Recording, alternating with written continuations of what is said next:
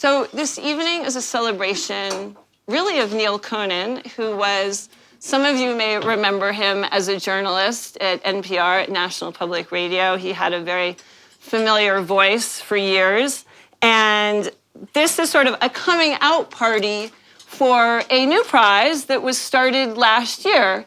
And it was started by friends of Neal's who miss him and also wanted to honor everything that he stood for. He was a fantastic journalist.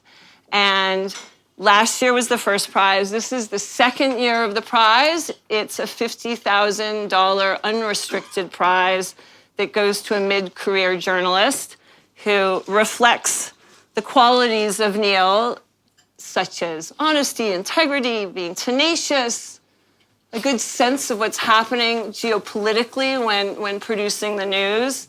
Let's see what else. Other things about Neal that I didn't know him myself, but I've read about him. He loved baseball. He worked at NPR, I think, for about 40 years. He dropped out of college and worked for public radio on the West Coast. He was the bureau chief in New York City for NPR and in London. His show that he was really well known for, that many of us listened to, it started in 2001 until 2013, was a show called Talk of the Nation. He was a hostage. Baghdad 6, I think they were called, for 6 days. And then he ended up in Hawaii. So this is the second year of the prize, and it's really a coming out of the prize. And so with that, because really no one knows about the prize, now you do, I would like you guys to go talk about it. Because we'd like to elevate the prize to be more than just one journalism prize. I mean, I think we all can get behind your journalism. And so with that, there's a few asks that I can't and that folks behind the prize can't do on their own. So one, help get the word out. So if you have a podcast or you're a journalist and you know the media editor, next time invite the media editor to come. And we just love people to chatter about the prize, but also about, also about the winner. I'm going to introduce you this year's winner. Wait, did I only forget half of my stuff? This year's winner. And so we really just, we want to blow up the prize so people are more aware of it and relevant. Why? Because when something is relevant, then people want to be a part of it. Like, there's no reason to get good PR and be known just for ego. It's then, if something is relevant, then everyone wants to be a part of it. So another thing that the prize folks are looking for is co-funders, whether that's philanthropists or corporations that are very pro-journalism, and platforms that can help blow this up in future prizes around journalism. And we'd like other journalists to know about this prize. There's no social media, but there might be in the future. And currently the prize don't take unsolicited suggestions, but I suspect that might change in future years. And so I will send a note reminding you if you could go online and sign up. It would be great to get other journalists to be a part of the mailing list for this prize, and then we can build a community around it like this. And do more things around great journalism and conflict journalism and war journalism, etc. So there's that. I will remind you of all of that, hopefully at the end of the evening. I think we should maybe start off with a little music, and then I will introduce this year's prize winner, Hind, who's sitting next to me. Queen Esther Sharp. Hello. So Esther's our musician in residence. Well, how have you been for the last couple of weeks, Queen Esther? I haven't seen you for a few weeks. Resting. Okay. Yeah, I'm at rest. It's always great to be here. This is so cozy. I don't know. I think this was when I was a little kid, my mother taught me how to read when I was 3. So whenever I come here, I always think, this is where I always thought I would live when I came to New York. I can't be the only one. Come on. Right? Am I right? Yeah, so this is Sharp Bradway on piano. And these two are going to take us on a journey tonight. So the way this works is they'll play a little music, and then I'll throw some questions to Hind, and we'll chat, and then we'll move back to music. Nice. Yeah. Right. We'll bounce back and forth. So I like to bookend these things with instrumentals because I just love him so much. It's the truth. I know he looks like a tough guy, but he's a cupcake. So he's gonna play a song called For Heaven's Sake.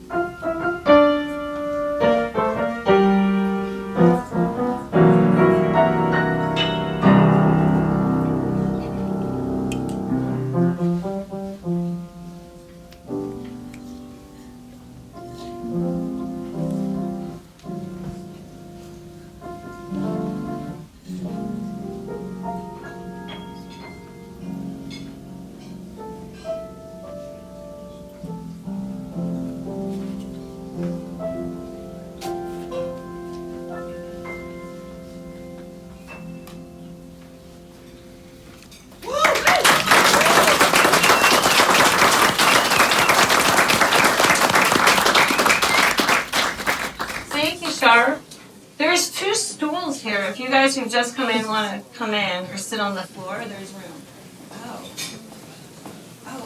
Okay. Great. I'm getting secret notes. Okay. Yeah. No, I can read it out loud. It's not too secret. So this year's Neal Conan Prize for Excellence in Journalism is Hind Hassan.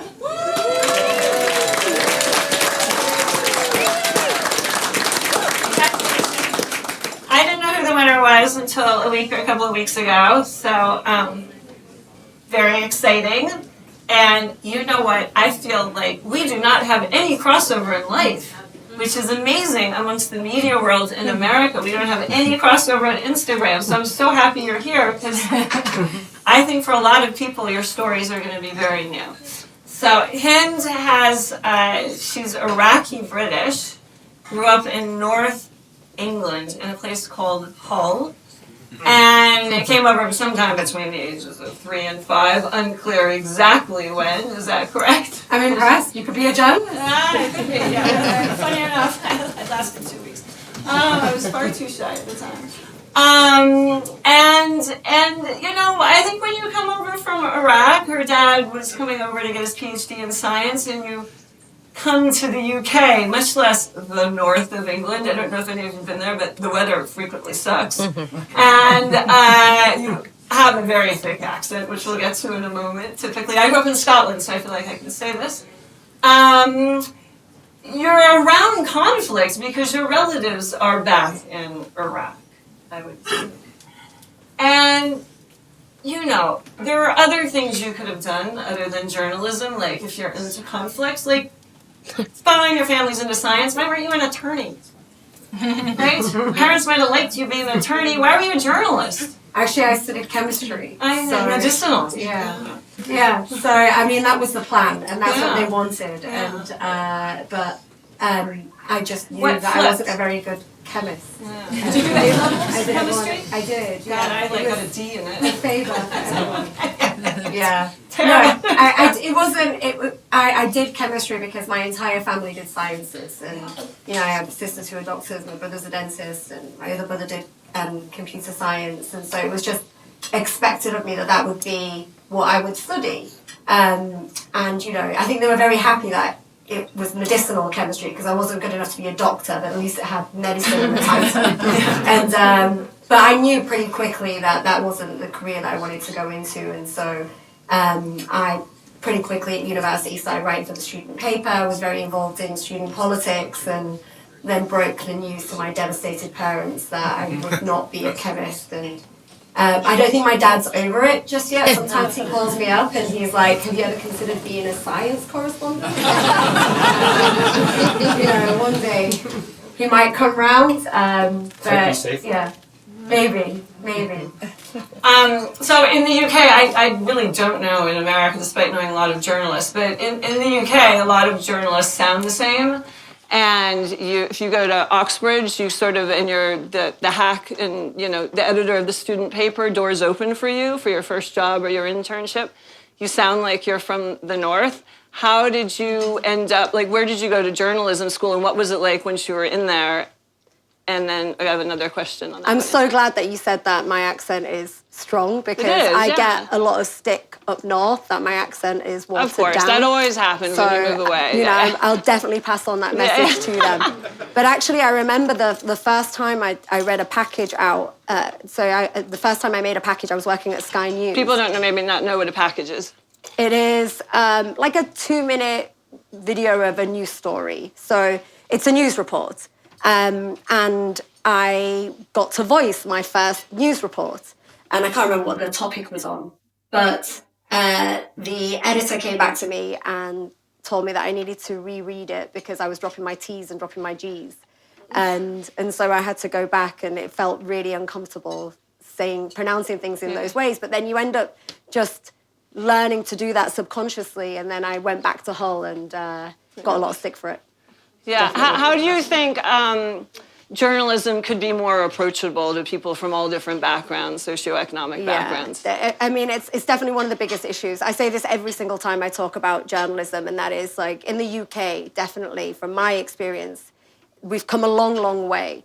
And there's definitely been a lot of improvements, but it remains a very elitist industry. It has a significant, disproportionate number of people who come from private school backgrounds. Like you mentioned, there's a lot of people from Oxbridge and Cambridge, as is in politics, as in a lot of professions. Yeah. And I think in a time when there's definitely a feeling of a lack of trust of media and journalists, I think greater representation, not just gender, not just race, but also socioeconomic backgrounds and getting people from different areas and working class backgrounds to be able to access journalism and to become journalists is incredibly important because, and we were having this conversation yesterday, I think it's really important that when people watch the news, that they see a reflection of themselves, that the people in front of the cameras who are doing the reporting, they can see themselves in them. And so they believe in what they're saying and they believe in their knowledge. And I think that's incredibly important. But in the UK, if you want to be a journalist,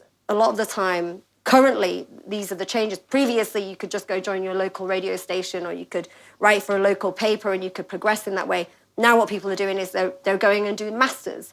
And you have to pay a hell of a lot of money to do a master's. Right. When I did mine back in 2007, 2008, I can't even remember, but it was £10,000 at the time to do, which I know is that's actually quite expensive for Britain. I don't know. Yeah, Who said that's quite expensive? I know it's different to the US, but there's still a lot of money. It's money that I didn't have, but I was lucky that I had a scholarship from the NUJ, and they paid for my... What's the NUJ? It's the National Union of Journalists. So they had a scholarship at the time, and I applied for it. I was very, very lucky, and I got that. And without it, I wouldn't be here. I wouldn't be a journalist because... You know, if you want to work for the networks, if you want to work for Sky News or BBC or a lot of these places, you've got to be in London. You've got to afford rent. You've got to pay for your degree. You've got to be able to do work experience for free. You've got to be able to work for the first few years of your life on very little money. And so who are the people that can do that? They are people who have the financial backing, who have the ability to be able to go and do that and explore it. And it's a bigger struggle for a lot of other people. So I think,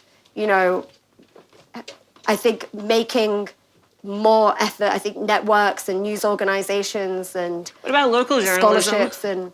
Local journalism is very, very important. And what are your thoughts of local journalism in the UK? I know you're not in the US, but it exists there as well. I think they do an absolutely brilliant job, and they do it on...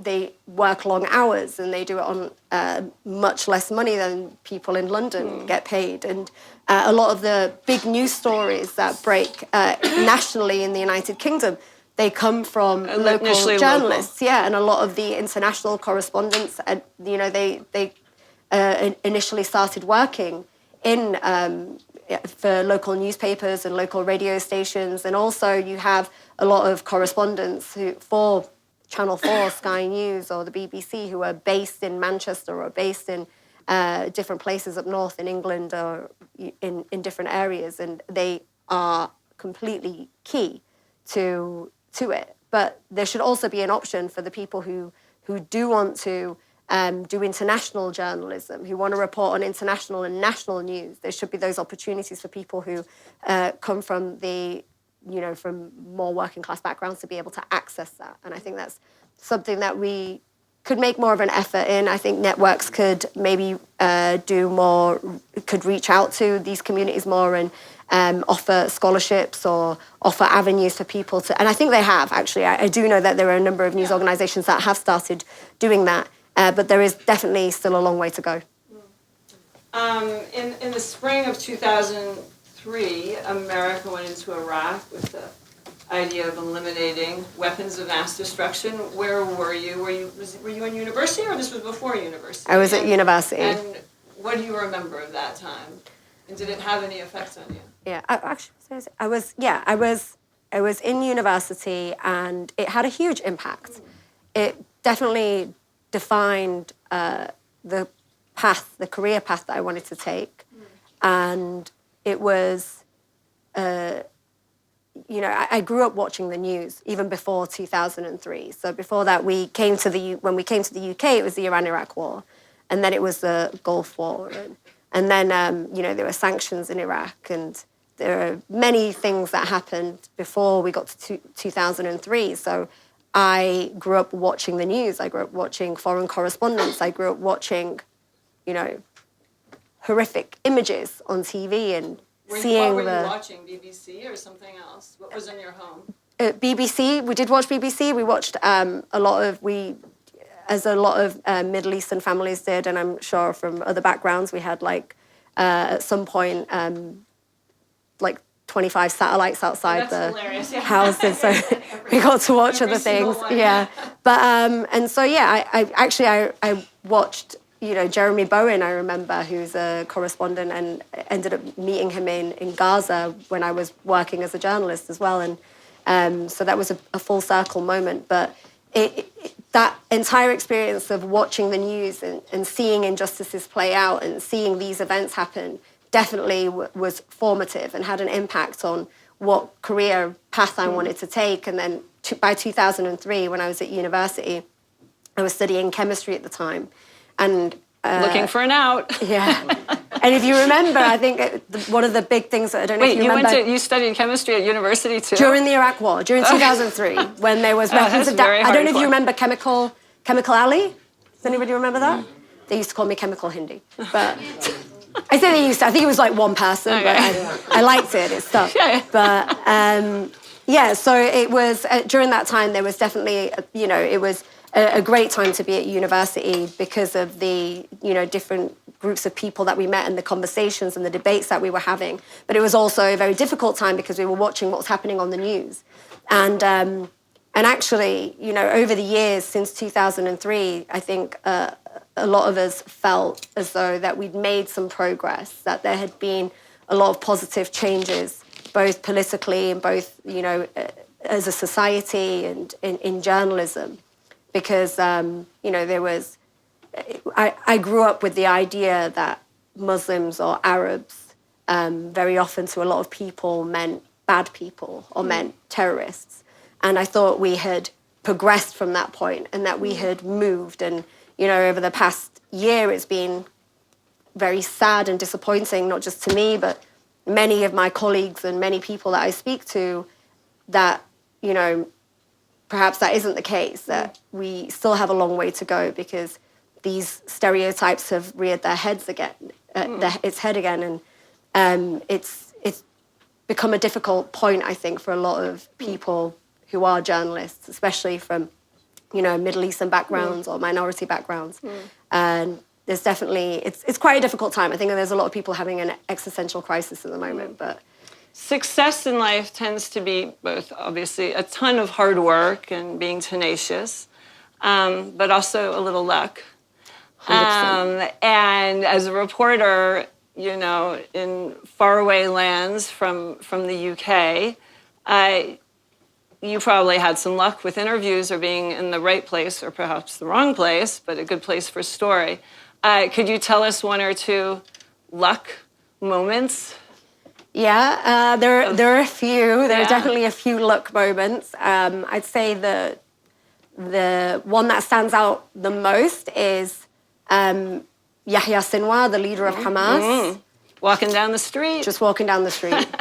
He was... I mean, there is a bit of a backstory behind that because the producer that I was with, Lama Al-Aryan, had been trying to get an interview for many years and had reached out to their team and, you know... You weren't unfamiliar. She'd put in the groundwork, you know. But like what happens when there is conflict, when there is war, when there's bombardment, everything goes out the window and, you know, they're focused on something entirely different rather than the journalists who are asking for interviews. And when we went into Gaza, this was after 11 days of bombardment, when we went in, every journalist there wanted to see if they could interview Yahya Sinwar, but we were told that he was in hiding, that there was no chance of being able to get access to him.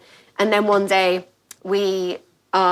with the local journalists that we're working with, it's me and Lema and the local journalists, and we get out of the car and there's a group of people walking and it's a bit of a commotion, and we look over wondering who it is. They'd come out of a mosque, and the local journalists that we're working with go, "That's Yahya Sinwar, that is him." So we all kind of go, "Well, let's go talk to him." We run across the road and we interrupt him and we introduce ourselves and say that we'd love to interview him, and he said, I'll try. I'll have a think about it, and we'll be in touch with you. And so we made sure that we took that opportunity to say to him, well, we hope that you stand by what you're saying. Because a lot of the time You were laying on the guilt.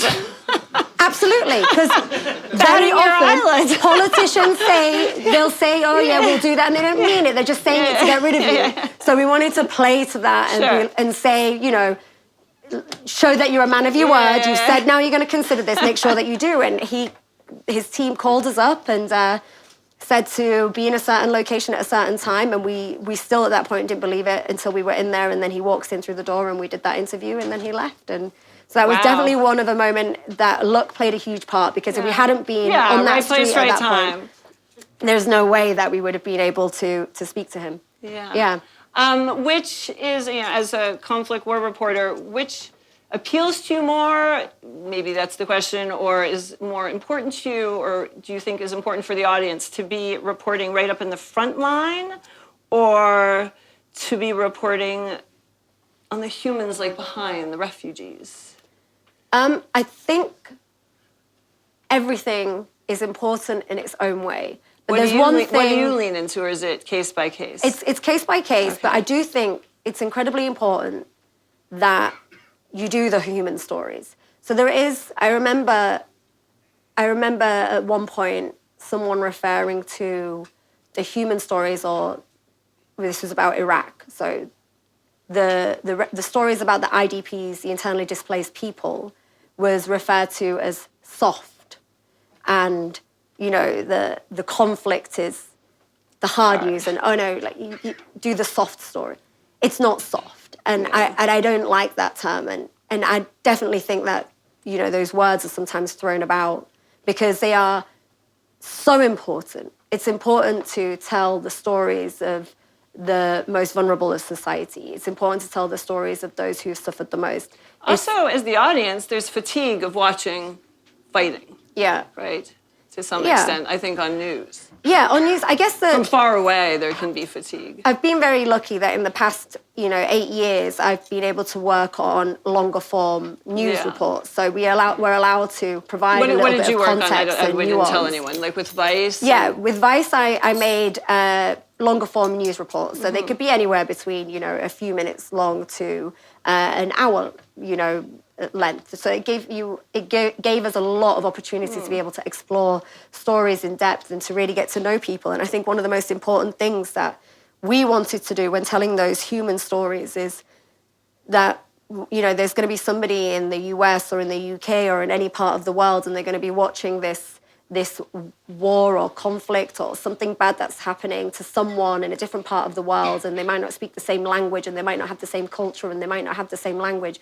But when they hear that person talk, they see themselves in that person, and they relate to that person, and they realize that there's a lot of commonality between us as humans.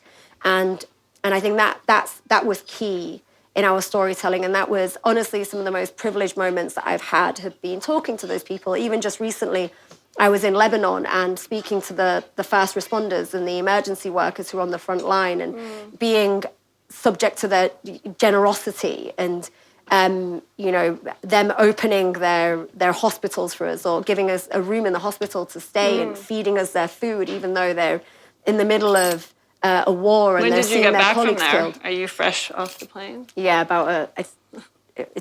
what day is it today? Saturday. I don't know where I am, what I'm doing. It's Saturday, so yeah, I came back last Monday.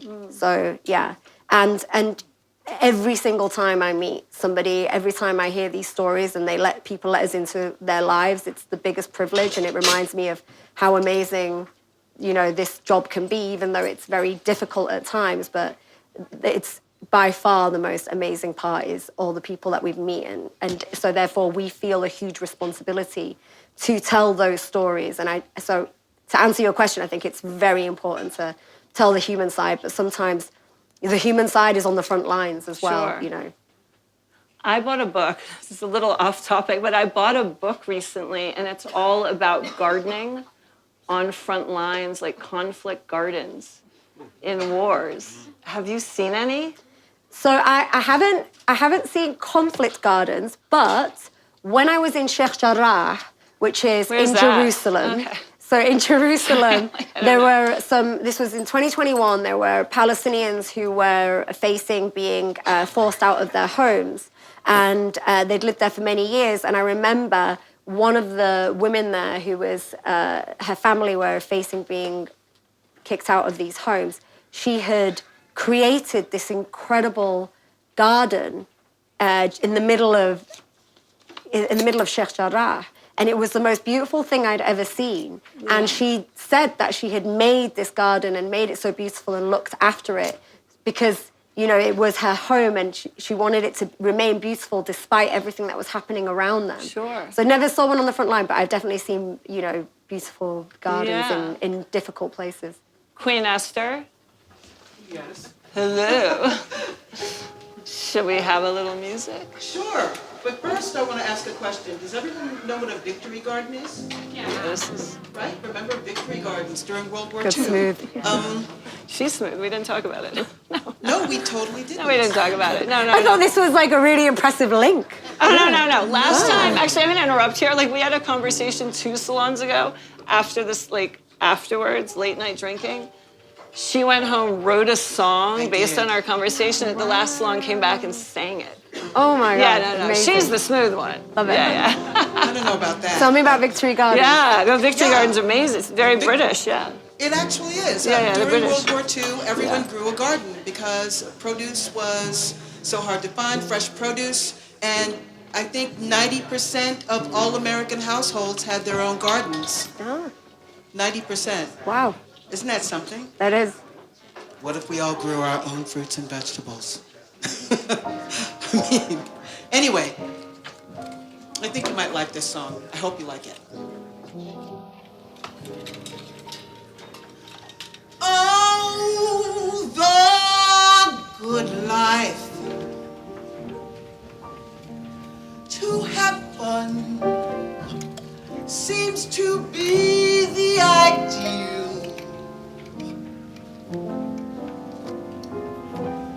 Yes, the good life lets you hide all the sadness you feel.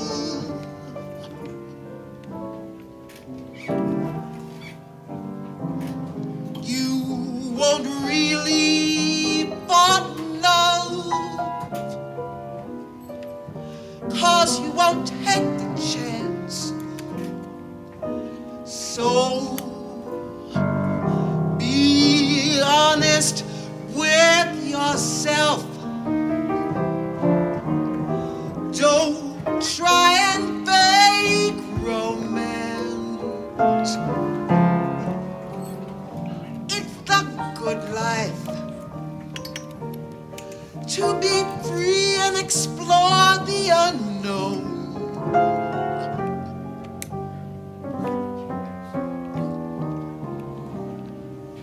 Like the heartbreak when you know you must face it alone. Please remember, I still want you, and in case you wonder why, well, just wake up.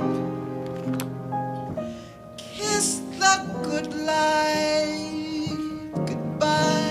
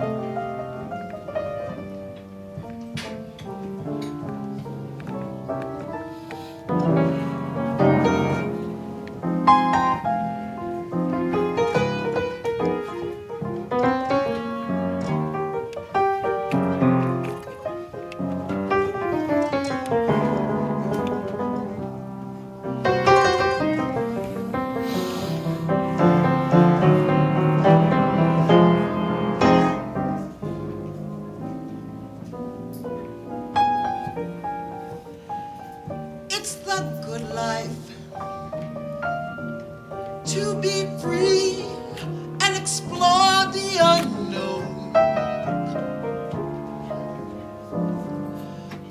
Like the heartache when you know you must face it alone. Please remember, I still want you, and in case you wonder why, well, just wake up, kiss the good life goodbye.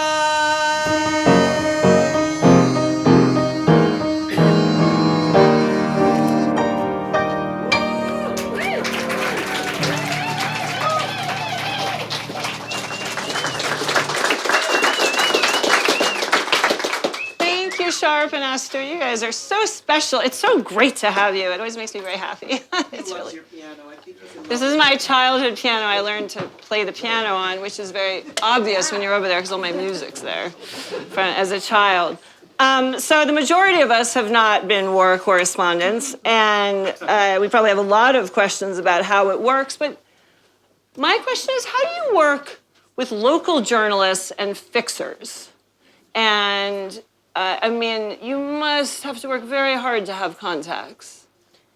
Yeah, so the local journalists that we work with are the most important part of the work that we do, actually. Sure. And for many of the places that we go to, you know, if we're in Ukraine, we don't speak the language, and so we rely on the local journalists that we work with, and they are our eyes and our ears, and they tell us when we're wrong, and they tell us, you know, what the culture is and how to, and what the customs are and how to maneuver things, and they're without the collaboration that we have between them, you know, we wouldn't be able to do any of the work that we do. They are incredibly important, and very often they are the unsung heroes, and we don't hear from them very often. And so, yeah, I'm incredibly grateful for all the people that we've worked with, and very often they become really, really brilliant friends, and you retain those relationships because you go somewhere and they take you into their world and their homes and their culture and the experiences that they've had, and you form a bond that... It's an ongoing business partnership to some extent. It's a human partnership, It is, too. yeah, but it goes beyond the business Sure. partnership because, you know, a lot of the time... You rely on them, too, because Yeah. they're opening themselves in their home and their country Absolutely, to you. yeah. Like just in Lebanon, the local producer that we worked with, called Abbas, he, you know, we filmed one of the interviews in his family's home, and then his mother cooked for us, and I met his grandmother and met his cats and met his father and his mother, and you know that's an amazing privilege. Like, he's opened up his house. Also means to you're us, going to do a and better job of the reporting. food was amazing too, as well. You're going to do a great food. job of reporting because you care more. Yeah, absolutely. Right? Yeah, and you know, and that is important. It is important to care. Of course, You know, yeah.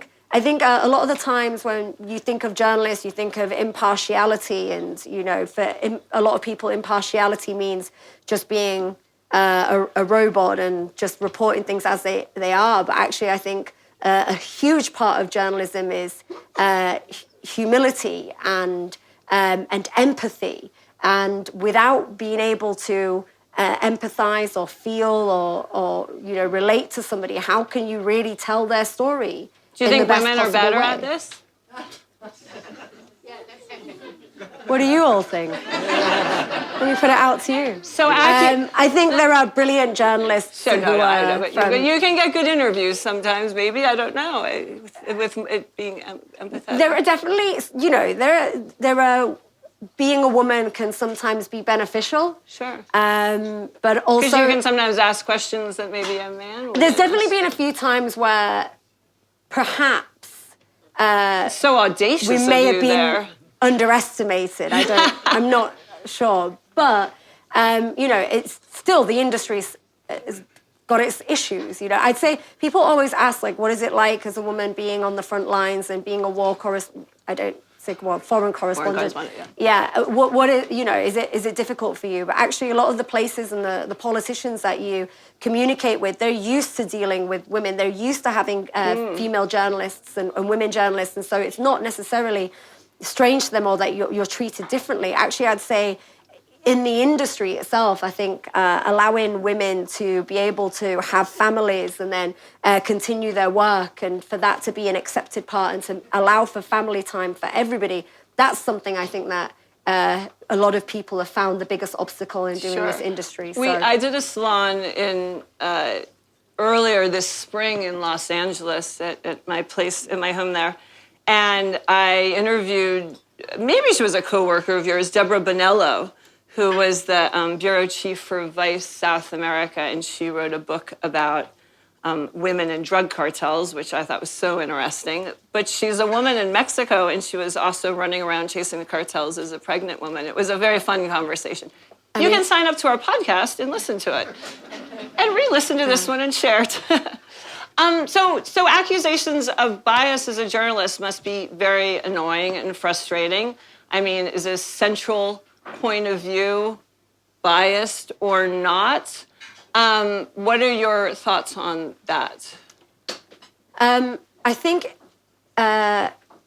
objectivity or impartiality is definitely incredibly important.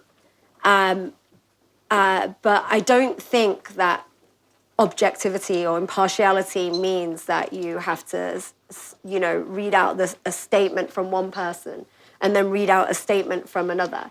And actually, if you look... Well, also that business is going to go out of business very quickly. Right, exactly. The audience is... And also, nobody does that. When you see a news report on any news channel, if you see it on the BBC or if you see it on Channel 4, and you hear a story about a victim, that isn't done. It's not a weighted argument that you're given to... You don't, invite someone who's attacked someone and say, well...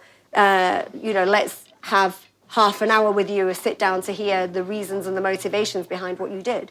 And so I think it is completely important to be fair and to be accurate and to have impartiality.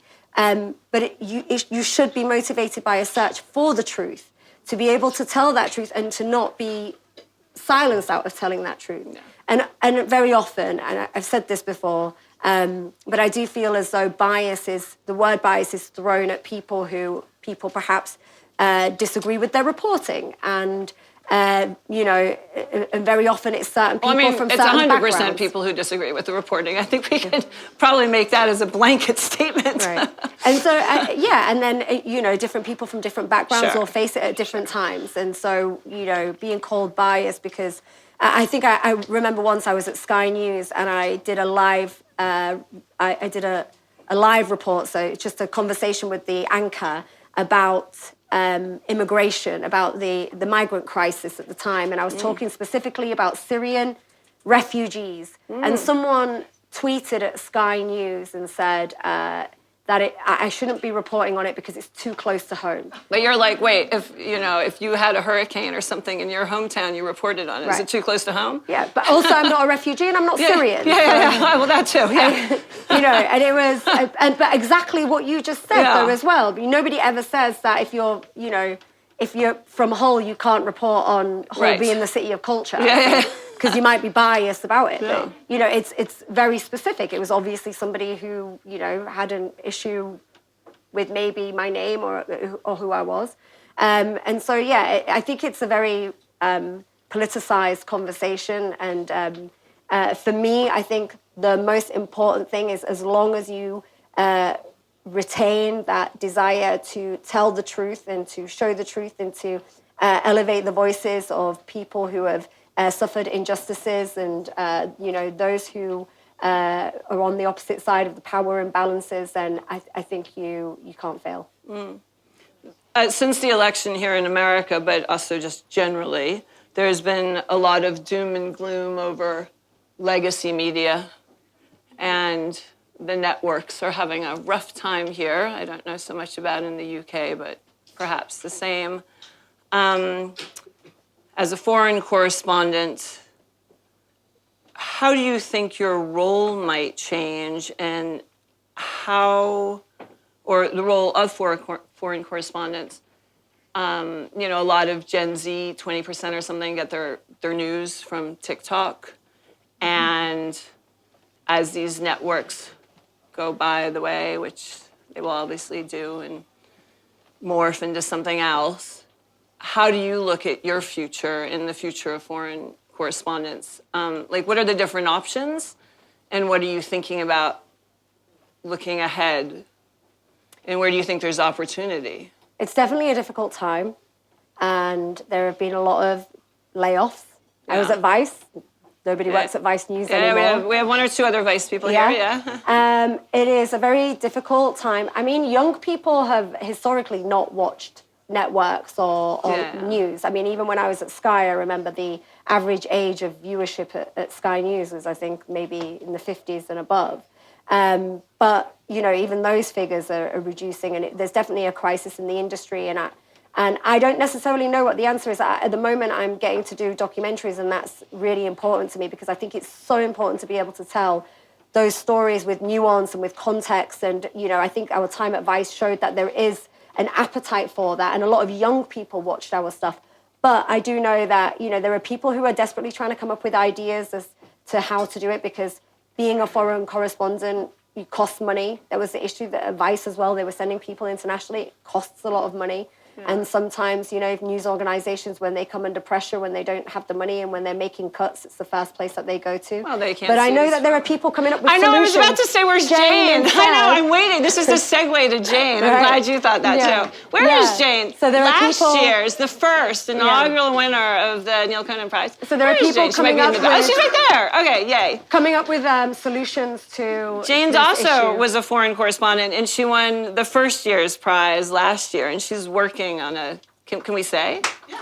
Oh, okay. Her company's called Newsphere, right? Yep. Newsphere, and you want to say a quick moment about it? No? Secrets? Give an elevator pitch. Give the elevator pitch. We know. Disintermediating the news. So we're effectively building the architecture for amazing reporters like him to be able to make a living, regardless of whether the networks exist or not.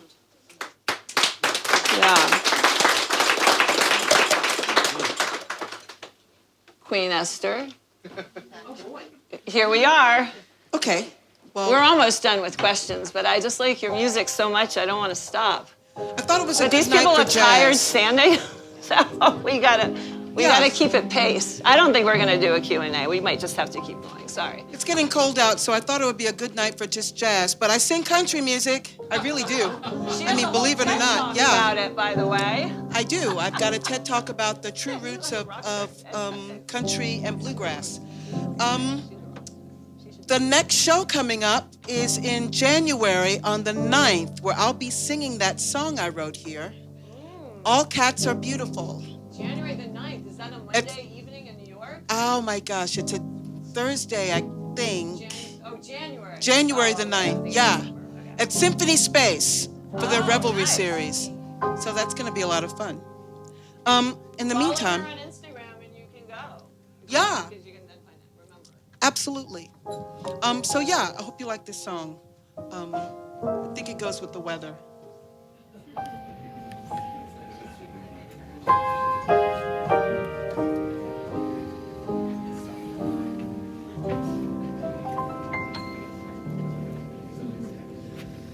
No tears, no fears.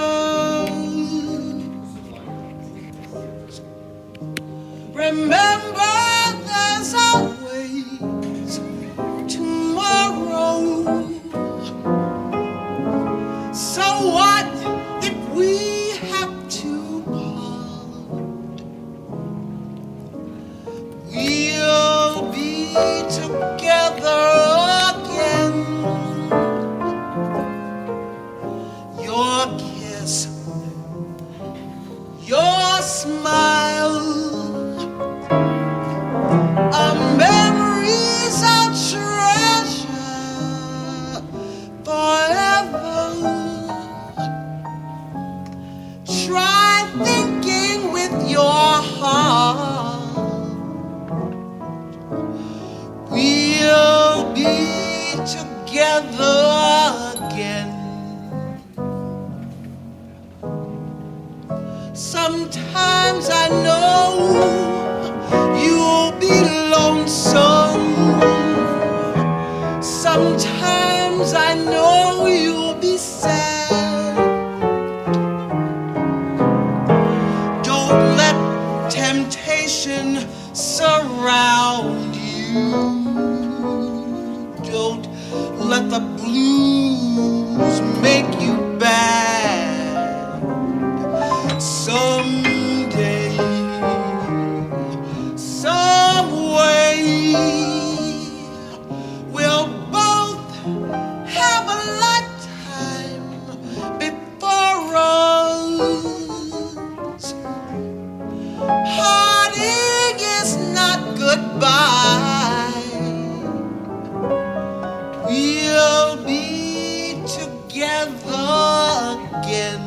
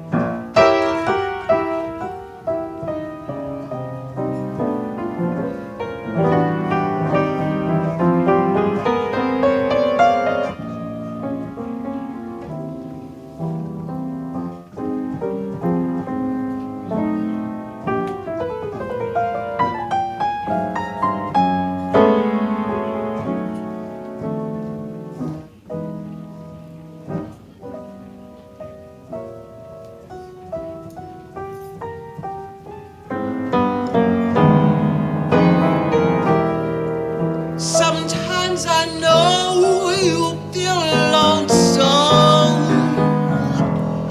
Sometimes I know you feel sad. Don't let temptation surround you. Don't let the blues make you bad. Someday, some way, we'll both have a lifetime before us. Heartache is not goodbye. We'll be together again.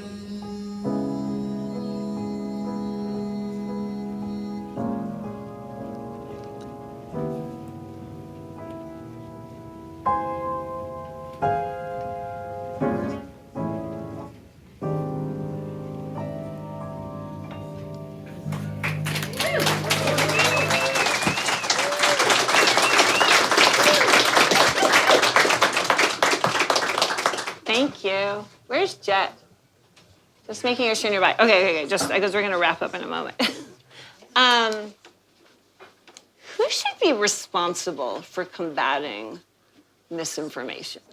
We've done a handful of salons on misinformation.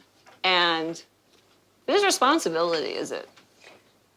I don't know. I guess there's because there's misinformation on so many different platforms Right. and in so many different arenas. So you have it on social media. Sometimes you have misinformation. I mean, is it an in individual thing? reports, Is it sometimes there's, and also with I guess. I mean, as journalists, 100% it is Sure, our but as an duty individual, to- is it like our it's maybe a little bit of our responsibility to do a better job of misinformation. Which misinformation are we referring to? Any We're talking mis- about in what's on news, social in media. news, in news, social media, Because a lot of the misinformation that we've seen recently has been misinformation that has been spread on social media. So, for example, in the UK, we had the riots. Tell us recently- about the riots. I was in the UK at the time, and honestly, I was at a festival, completely oblivious almost, as everyone was at the festival.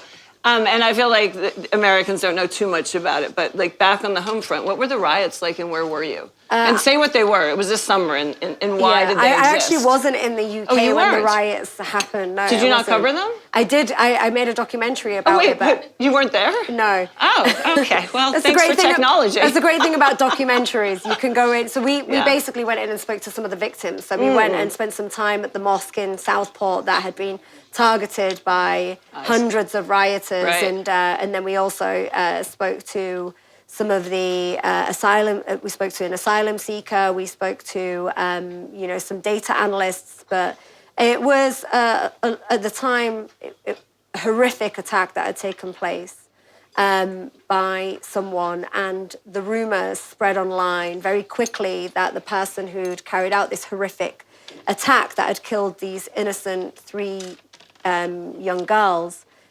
was an asylum seeker who had just that's right. who had just recently arrived, and then there was also a name that spread online, and a Middle Eastern name, and there were rumors that he was on the terror list, and there was a lot of information that just was unverified. Where was it being spread on Twitter or It was spread across the board? It was spread on Twitter. It's spread by high-profile people, high-profile individuals, people with a lot of following, and that news spread very quickly, and then it ended up, on the streets.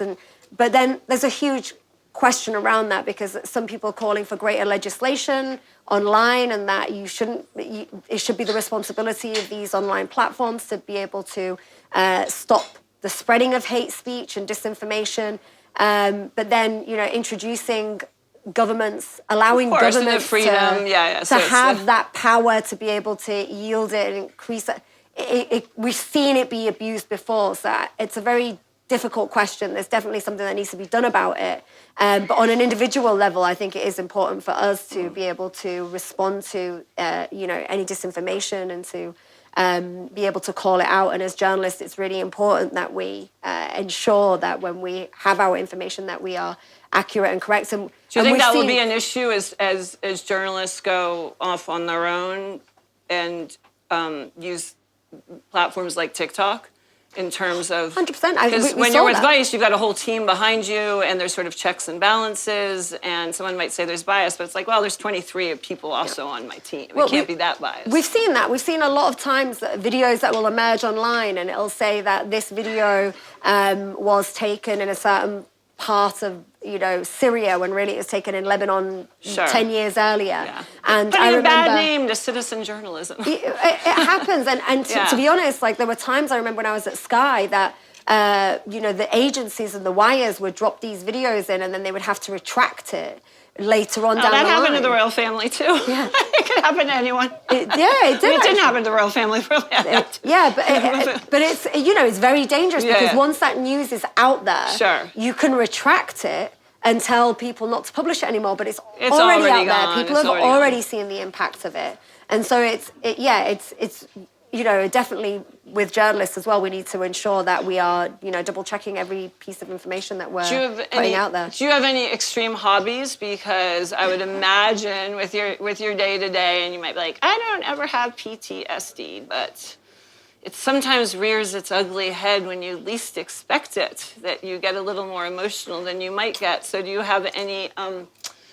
I don't think you are, but are you like an ultra marathon runner to tamper down the emotions a little bit? How do you manage? Yeah, because there's stuff to manage, Holly's and you might say there's not. Looking and nodding because I'm not an ultra marathon runner at all, but I did take up running, so I run. But I'm not a great runner. But Holly was this morning trying to persuade me to run a marathon because she runs marathons. I've run a half marathon before, but no, I absolutely love running, and I hate being one of those people that talks about how great running is because, I've seen all the memes on TikTok and social media. There's lots of books on it. I have been one of those people trying to convince my friends to start running because I was one of those people that honestly believed that I couldn't run, but it's been amazing for the mental health, I'm sure. Honestly, it's the most important thing because you have to switch off. Do you run when you're traveling? I try to. Yeah, because also if you are a pretty good runner and you go off in a foreign country and you have a phone or something, that's where you see everything. right? Yeah. And people don't tend to bug a runner too much because it seems so dangerous for a woman to be out there running. They're like, ugh. But sometimes you can't run outside, Yeah, and sometimes exactly. the hotel you're in doesn't have a gym. Sure, So sure. cordless jump rope. Oh, of course. That's the answer. And one final question, and I think we'll then just move straight to music. You're not going anywhere. These folks aren't going anywhere. She's around for questions. You have a room filled with people here who are captivated by you and excited for this prize that you've won and hearing about your career. What can we do for you? Well, I would say, just being here for me shows how privileged I am. And, I never would have imagined years ago, being in Hull and having chippy butties for tea and patty butties for tea and being sat in, a room like this and, being around so many people and receiving such a generous award. So, that shows that how privileged I am, and I've been able to do a lot of the stuff that I wanted to do. I think actually the way that people can support journalism in general is to support the journalists that are at greatest risk at the moment. It's hard for us to be in touch with them, though. So is that a practical suggestion? It is a practical suggestion because there are currently journalists who are being targeted all over the world. In Gaza, we've seen more journalists killed there than in any other short period of time. And they are constantly being, they don't get to sit in these rooms and they don't get to have these incredible experiences, and they are on call 24 hours a day and they don't get any reprieve. And I think it's important that all of us as journalists or journalists who are adjacent to this, or people who are adjacent to this industry, I think it would be amazing if more of us, remembered them, spoke on behalf of them, was their voice when they can't elevate their voices. And I think for me, I'd say what you can do for me is speak out for the journalists who are under attack, and to try and defend them when they are doing such incredible work and really important work for us, And I recently, one of the last documentaries I made was a documentary on Gaza, and we can't access Gaza. So it was filmed, the parts that were in Gaza were filmed by the journalists who were in there, and the journalist who filmed the part that was in Gaza, his daughter was shot and killed just in December. So that's the sort of circumstances that they're working under. And so, that's what's important. But, if you do also want to, support a documentary or a film, then that's also good. Yeah. Like, she's got IP. But yeah, I think it's one of the most important things is using every opportunity to talk and speak out about those who are under attack, because an attack on one group of journalists is an attack on all groups of journalists. And, if it happens in one place, it can happen in many other places as well. Great. Well, thank you.